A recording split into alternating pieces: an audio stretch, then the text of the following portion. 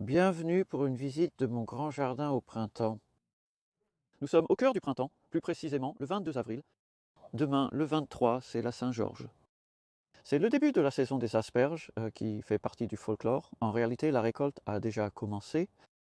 C'est aussi un jour où les pissenlits aussi sont en pleine floraison et vous allez voir les deux dans cette vidéo. C'est donc un moment tout simplement charmant et il y a tellement de choses à célébrer dans le jardin, mais aussi tellement de choses à faire. Et en fait, à propos de ce lit avec l'une des caractéristiques de mon guide du débutant sans creuser, que nous avons créé l'hiver dernier, il reçoit de très bonnes réactions. Il est sur mon site web, vous pouvez lire les avis. Si vous êtes débutant, commencez petit, c'est l'un de mes principaux conseils. Vous pouvez avoir un lit comme celui-ci. Il fait environ 4 pieds sur 8, soit 1,2 sur 2 points, quelque chose mètre. Observez la grande variété de plantes qui poussent ici.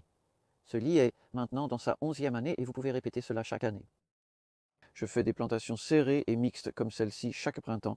Donc nous avons du chou rave là, par exemple des plants de type d'épinards. Une comparaison vraiment intéressante en fait, c'est Bloomsdale et c'est Médania. C'est la variété que j'aime vraiment, Médania, parce qu'elle a des feuilles vertes foncées et épaisses. De l'ail, des oignons de printemps semés en multi, du fenouil et du fenouil à bulbe ont survécu à l'hiver. La date de semis pour la plupart de ces plantes était vers la mi-février, période recommandée pour débuter. C'est Saragosse épice son Screen Shark pour lequel nous devons apporter un soutien. Il avait une couverture en polaire hier toute la journée. Je viens de l'enlever et je commence à retirer quelques couvertures maintenant. Pas tout, que cela dépend de ce qui est en dessous, mais nous entrons dans une période de assez beau temps. J'espère que c'est bon pour vous aussi. En ce moment, les températures diurnes extérieures sont en moyenne de 17 degrés Celsius, 63 Fahrenheit. Et ici, nous avons tellement récolté pendant l'hiver, ce que je pense est aidé par l'eau magnétique en fait, juste pour être un peu audacieux là. Cela vaut encore la peine d'être vérifié, car la quantité que nous avons récoltée a déjà dépassé l'échelle. Et c'est maintenant la 13e année de récolte de salade d'hiver ici, avec de l'ail entre, comme là. En cette période de l'année, les salades d'hiver, en particulier les brassicas comme la moutarde et la roquette, commencent à fleurir. Et nous déposons la dose annuelle de compost, donc fin avril, début mai, nous mettons une bonne pousse. Cela pourrait même être un peu plus, mais c'est à peu près toute la nourriture qui est mise ici. J'utilise même un peu de compost de pot de verre de ville, qui est une forme très concentrée de fertilité. On pourrait dire que le compost de haute valeur sert de paillis là-bas. C'est du compost fait maison sur le dessus, qui a environ 1 an. Et à partir de la base de la palette que nous verrons à la fin de la vidéo. Et ceci est du fumier de cheval. Donc c'était ma couche chaude le printemps dernier. C'est du fumier de cheval d'1 an et la couche chaude fonctionne très bien actuellement. Et donc cela a 2 avantages. L'un est la chaleur et l'autre est le compost. Avec une note de précaution que nous examinerons. Et regardez ça, c'est juste un si bel effet de... Nous avons perdu une quantité considérable de fèves d'hiver. Semble assez écarté pendant un moment en hiver, mais regardez le talage là. Donc c'est une graine de fève qui fait tout ça. Et donc ne vous inquiétez pas trop si cela vous arrive et que vous avez hiverné vos haricots parce qu'ils peuvent vous donner un beau lit complet comme celui-ci et nous mettons juste une corde autour. Je ne m'inquiète pas trop s'ils penchent un peu, mais juste pour les contenir hors des sentiers. Ce lit a une histoire intéressante parce il est des légumes, et nous avions du cerfeuil qui hivernait.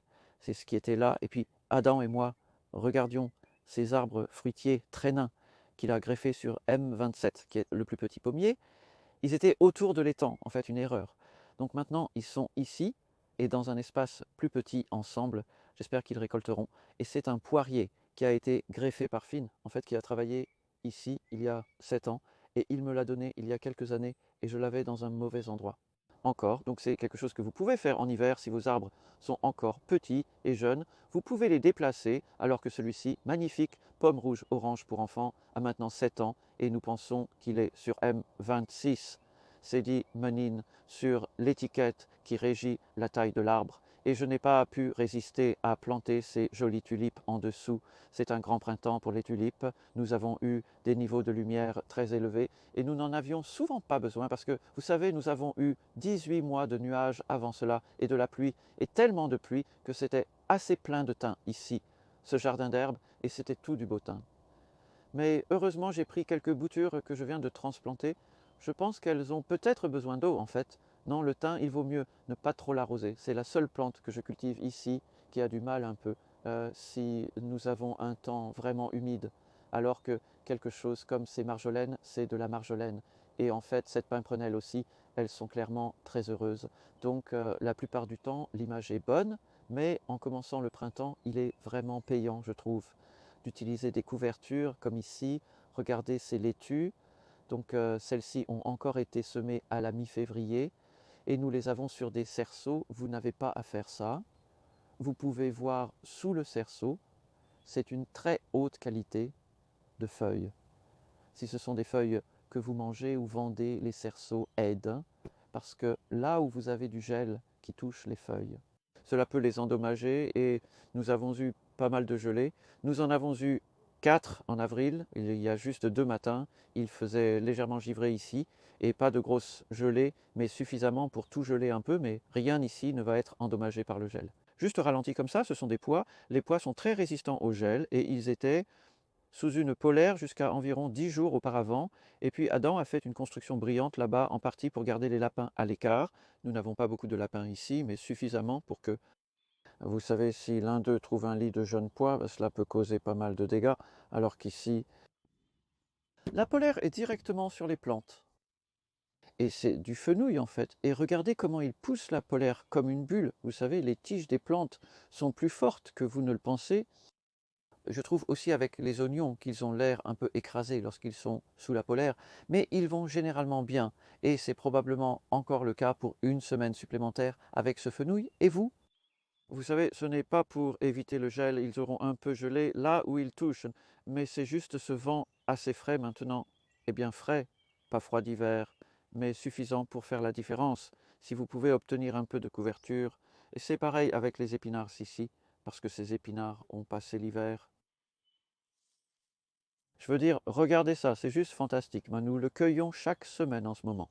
Le cueillons assez dur, feuille par feuille, en enlevant les feuilles extérieures, et elles ont juste été si luxuriantes. Et le goût des plantes quand elles ont vraiment pris racine. C'est assez différent des épinards de printemps qui sont aussi luxuriants, mais juste pas aussi savoureux d'une certaine manière. Et puis ici, pérennes. Eh bien, donc l'asperge, vous pouvez voir, ce sont des couronnes assez grandes que j'ai plantées en avril 2021. Vous pouvez me voir faire cela dans la vidéo que nous avons mise en ligne sur la culture des asperges. Je pense que ça vaut le coup d'œil. Pour être franc, à l'époque, je me demandais si ça allait fonctionner. Je commençais de cette façon, mais c'était beaucoup plus rude, plus comme ça en réalité. C'est à quoi ressemblait cette zone quand je suis entré dans ce domaine? C'était à l'époque où j'ai acheté cette zone il y a 4 ans. Et je me suis dit, d'accord, je vais planter des moineaux ici. Donc c'était plein de mauvaises herbes, enfreignant toutes les règles. Nous avons fait un travail approfondi sur le liseron, qui était très présent. Il est pratiquement parti. C'est possible, je le dis pour vous encourager, mais avec les mauvaises herbes vivaces et la non-culture, vous devez être persistant au début. Il y avait aussi beaucoup de liseron ici qui a maintenant disparu. La rhubarbe a aidé à l'étouffer. Vous pouvez constater la bonne croissance, sans arrosage. Nous sommes ici depuis le 26 février, donc en fait presque 2 mois. Nous avons eu 5 mm en mars, 10 en avril, 15 mm, 2 millimètres de pluie en 2 mois. Et pourtant, cela montre combien d'humidité se trouve dans le sol. Et c'est la différence entre n'être cueilli qu'une seule fois et cela a été cueilli il y a 5 jours. Donc nous enlevons les plus grandes feuilles et ceci est très jeune, très bébé. Des plants de rhubarbe très jeunes que j'ai semés à partir de graines en juillet dernier. Vous pouvez aussi le faire. Ouais. Nous arrivons ici à un peu de désastre. C'est là où j'ai acheté ce fumier de vache. J'ai testé la recette avec des fèves larges. Je vais monter les pots, mais nous verrons le résultat dans une minute. Surtout, il a un faible pour cet horrible désherbant pyrrolide, que j'ai découvert grâce aux fèves larges qui me l'ont dit.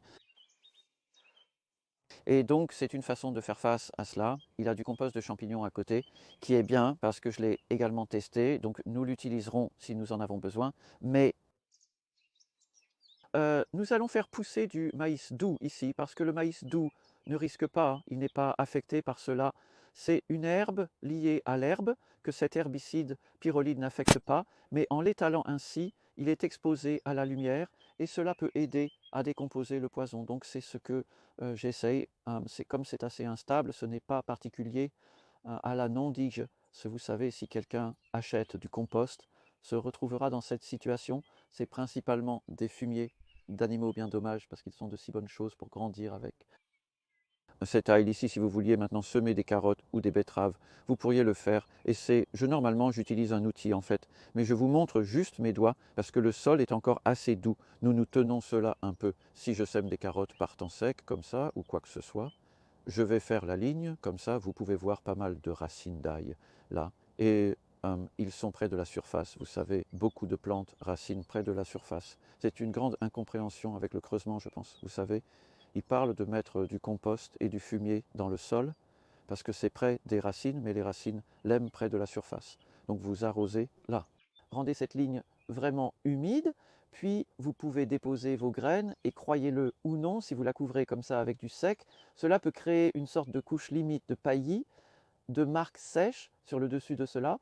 Vous pouvez en quelque sorte retenir l'humidité là-dedans. Espérons ne pas avoir besoin d'arroser pendant une dizaine de jours environ. Et ouais, je veux dire, regardez ça, c'est radis qui a été semé il y a juste un peu plus de 2 semaines. Donc si indirect, lorsque vous avez une surface libre de lecture, binez votre compost avant de commencer. Notre mauvaise herbe la plus courante ce printemps sont des arbres, des frênes. C'est un travail de désherbage à la main. Nous ferons un peu de binage si les mauvaises herbes sont petites. Si elles sont plus grandes, il faut les arracher du mieux possible. En fait, ici, la même histoire. Donc, ces oignons de printemps, ils ont été plantés il y a bien plus d'un mois, environ un mois à Alais. Et nous avons, ouais, la plupart des mauvaises herbes communes, des ménagères ici. Donc, plus d'arbres. Mais aussi, c'est le doc, par exemple. Donc, votre doc peut être une mauvaise herbe, vivace, assez forte. Mais si vous l'enlevez quand il est petit, cela résout le problème. Et là, nous avons du bouton d'or. C'est à quoi ressemblent les boutons d'or quand ils sont vraiment minuscules. Boutons d'or rampants. Donc, vous savez, c'est parti. Maintenant, c'est de l'histoire ancienne. Pissenlit ou plantation, ils se ressemblent assez à ce stade. Toujours, si vous les laissez trop longtemps, ce serait un problème, mais attrapez-les petits. Prenez l'habitude de désherber quand ils n'ont pas beaucoup plus de 2 vraies feuilles de chou rave. Vraiment content, je suis satisfait de cela. Et encore une fois, nous devons désherber un peu, mais pas trop pressant, et ils commenceront à gonfler. Bientôt donc le chou rave d'un semis de février transplanté marqué protégé devrait être récolté début juin, soit dans environ 6 semaines. La croissance future sera très rapide, donc nous devons vraiment être dessus tout le temps. Et cette couverture est faite de matière végétale. Vous pouvez trouver un lien vers elle sur mon site web. J'ai une page de produits avec Crocus et c'est dur. Je suis vraiment assez intrigué par cela parce que ce n'est pas comme je le pensais. C'est la 2e année que je l'utilise. Selon eux, cela dure 3 ans, mais j'espère plus longtemps. Ils nomment ça un maillage. Il y a un maillage et aussi une polaire fabriquée à partir de matériel végétal. Ici, il y a un lit intéressant car je ne fais pas souvent cela, mais il a des pommes de terre bénévoles. Nous en avons manqué beaucoup plus que d'habitude au moment de la récolte.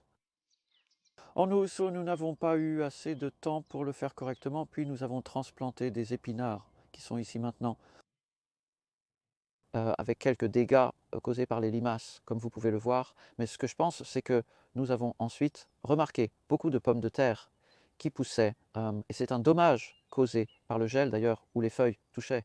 Les feuilles, là, rien à craindre, parce que vous savez, si vous enlevez ça, pas besoin de le faire. Mais vous pouvez voir qu'il y a beaucoup de pommes de terre saines là. Alors, j'ai pensé, allons-y. Nous accepterons ces pommes de terre bénévoles.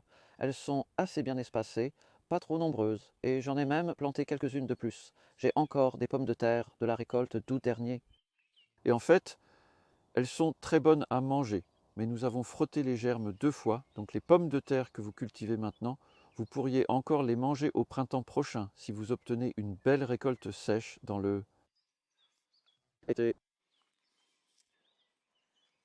C'est le moment des fleurs. Je n'ai pas pu résister à planter ces tulipes l'automne dernier. Je veux dire, regardez ça, je ne me souviens pas des noms de ces différentes variétés. Et je voulais aussi vous montrer la roquette sauvage qui provient d'un semis de septembre dans la serre, transplantée en février. Nous l'avons cultivée dans des pots de 7 cm. Et en fait, nous sommes un peu en retard pour la couper, car il y en a tellement là. Je le mets dans ma salade et en fait, j'ai juste besoin de vendre un peu. Regardez ces tulipes et puis aussi les pissenlits. Que fait-on ici? Parce que,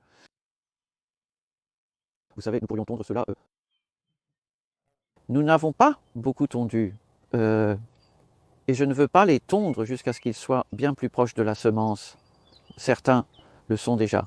Mais si tout ce lot va à la semence, cela peut être un gros problème de mauvaises herbes ici. J'ai déjà eu ça avant, mais nous n'avons tondu cette zone qu'une fois cette année.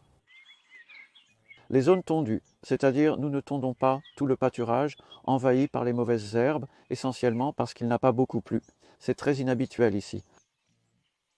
Cela signifie moins d'herbe, donc on pourrait dire que c'est bien, mais j'aime vraiment avoir de l'herbe pour mes tas de compost. Et donc nous manquons un peu là. Les tas de compost ne se remplissent pas aussi vite que d'habitude. La grande mare est maintenant complètement sèche, mais elle a bien porté ses fruits auparavant. Il n'y a peut-être pas beaucoup de vie visible ici, mais on peut admirer de superbes escargots de mare. Les nénuphars commencent à peine à pousser. Si nous étions vraiment chanceux, vous verriez une salamandre. Qu'est-ce que tu en penses, Nicolas? Pas de salamandre en vue. Oh, il ne se voit pas très bien parce que le revêtement est si sombre. Oui, c'est vraiment génial, j'adore. C'est ici que je veux vous montrer l'effet de cet herbicide. C'est un peu graphique parce que ce petit lit que j'ai fait dans une longue vidéo, vous pouvez voir si vous êtes intéressé où je mets du fumier de vache. Une brouette pleine de fumier de vache était l'un des ingrédients de ce lit, ainsi que du beau compost d'amandes. Par fumier de vache, j'entends du compost de vieux fumier bovin. Je l'ai utilisé pour remplir environ un tiers du lit de fumier de vache. Observez le résultat. Sur les pois, car c'est un poison qui affecte particulièrement les légumineuses et les pommes de terre. Donc c'est aussi, regardez ça sur la pomme de terre, c'est l'enroulement classique des nouvelles feuilles vers l'intérieur. Il me semble que je ne l'ai pas autant étalé que j'aurais pu et qu'il était plus au milieu de ce lit, parce que les plantes sur le bord, comme ces pommes de terre, en ce moment ont l'air bien. Si vous comparez cet épinard, qui a l'air super, avec celui qui ne l'est pas, et ensuite nous regardons cette betterave par rapport à cette autre betterave. Donc tout n'est pas perdu, et je n'attends rien de ces derniers. Je les utilise uniquement à des fins pédagogiques, mais je vais probablement y planter du maïs doux, car comme je le dis, c'est possible. Et aussi les brassicacées, donc comme ces navets, ils ne sont pas affectés par cela. On pourrait dire, eh bien, voulez-vous les manger? Que vous achetiez des aliments biologiques ou non, le résultat est similaire. Vous consommez des produits qui ont été exposés à des herbicides à un moment de leur cycle de vie. Mais en fait, je le ferai, c'est un compost sain, sinon. Ces navets qui ont l'air assez forts, de petits navets là, ils iront bien. Je cueillerai la laitue, mais au lieu de la vendre, je la mangerai. Alors oui, des temps fous pour ça, mais nous pourrions simplement finir en regardant le côté plus positif des choses. Le compost fait maison, parce que je trouve que environ 60% du compost que j'utilise est ce que je peux fabriquer ici. Je ne peux pas en fabriquer assez pour ce que je veux. Et nous en mettons aussi sur les parterres ornementaux et tout. J'utilise beaucoup de palettes, mais si vous voulez faire la vôtre, voici un bref aperçu de notre méthode avec 3 palettes, car vous pouvez voir, la chaleur actuelle est probablement le meilleur point de départ. Donc c'est un joli mélange de vert et de brun, qui par exemple, c'est du chou frisé, qui allait fleurir des salades d'hiver dans le tunnel de polyéthylène. C'est un carton qui provient de la vidange de cette chaleur et de ce morceau de bois. Donc c'est ce genre de mélange vert et brun, et vous y accédez très facilement en dénouant simplement. juste 2 fils à chaque coin et vous pouvez alors y entrer. Et cela au fond était du compost fait il y a environ 10 mois, vidé toujours des 2 côtés. Donc cela le fera finir, nous finirons cela peut-être dans une semaine, et ensuite nous devons avoir transformé celui-ci en celui-là pour que nous puissions remplir celui-ci. Et regardons sous ici, parce que la dernière fois que j'ai fouillé ici, il y avait pas mal de verre, et vous pouvez voir que ça a l'air plutôt bien. Oh. C'est doux et vous savez vraiment assez bien décomposer sans faire de travail significatif dessus, mais je veux le transformer en milieu, parce que alors nous aurons une chance de le mélanger aussi avec l'autre compost de l'autre baie. De cette façon, vous obtenez en quelque sorte 4 tas et 3, je l'appelle, parce que vous fusionnez 2. Voici comment obtenir un bon compost. J'espère que cette histoire vous a plu, même si elle n'était pas parfaite. Le désherbant est décevant, mais l'abondance générale reste très encourageante.